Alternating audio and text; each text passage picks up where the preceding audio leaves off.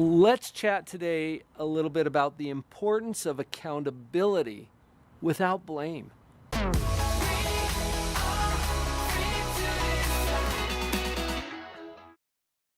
We all know that it's important to take accountability for our choices. This isn't the same as blaming ourselves. I think blame is a victim kind of a paradigm. So we want to get away from blame. How do we take accountability without slipping into that victim blaming mode? So there's 4 questions that I will recommend here, and just go with me on this. See if you can make this apply to your situation. Here's a scenario that will help us to envision this. I've got a very busy street right outside of my office. Let's say that I take a little walk at lunchtime, just out there to enjoy the weather or whatever, right? And I'm walking down State Street. And as I'm walking down State Street, a car pulls over, 2 guys jump out, beat me up, steal my wallet and my phone, and then drive off. Now, that's the scenario. And this is analogous to a lot of things that can happen to us in our life, because sometimes things happen,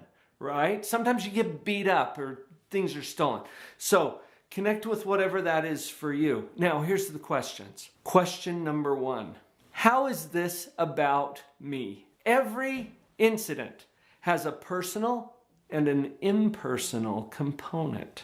To focus on how is this about me, the question is all about what part is mine, what part of this is personal. This is obvious, okay? The personal part is, it is me. It happened to me. It's my bruises. It's my lost wallet and phone. It is me. That's the personal part. Beyond that, it's not about me. It's about the poor decision of a couple of thugs that just mugged me.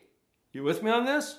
So, what part of this is about me? See where we're going with that? We need to get clear about that, because that's going to help us with the other questions. How is this about me? All right, question number 2. How did I create this?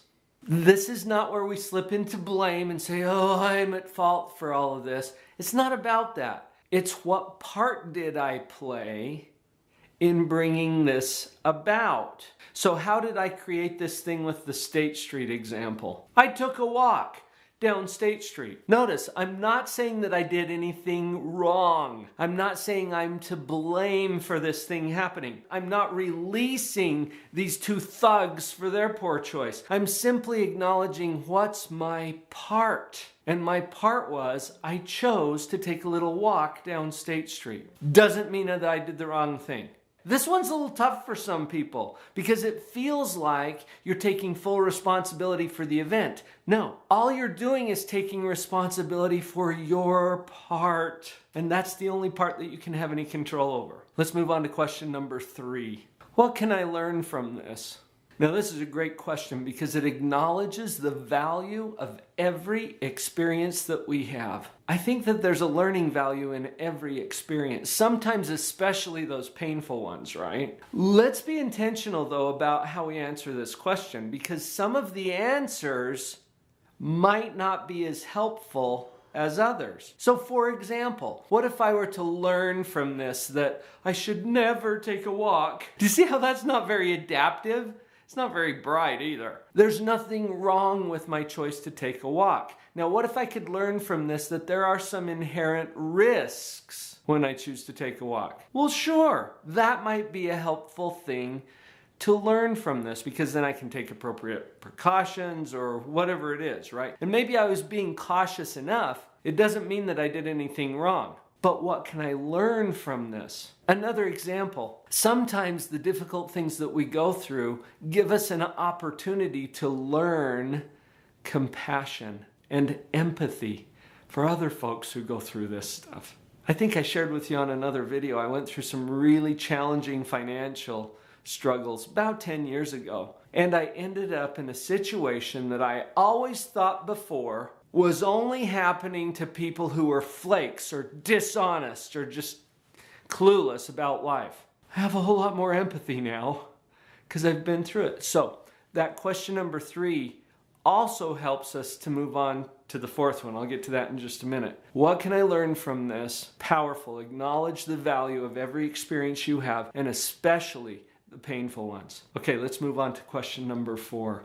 What is my commitment to myself and other people moving forward? What is my commitment moving forward? This is where we get to take whatever experience we've just had and what we've learned from it with an intentional, purposeful commitment to now move forward and use that somehow productively in our own life and to bless and enrich the lives of other people. This is what I'm thinking about as accountability. And it starts kind of hard because you have to ask those first 2 questions. How is this about me? How did I create this? See, as you own your own part, then you can move into the value of what can I learn from this and what is my commitment moving forward. That way we can stay in an accountability place without slipping into blame.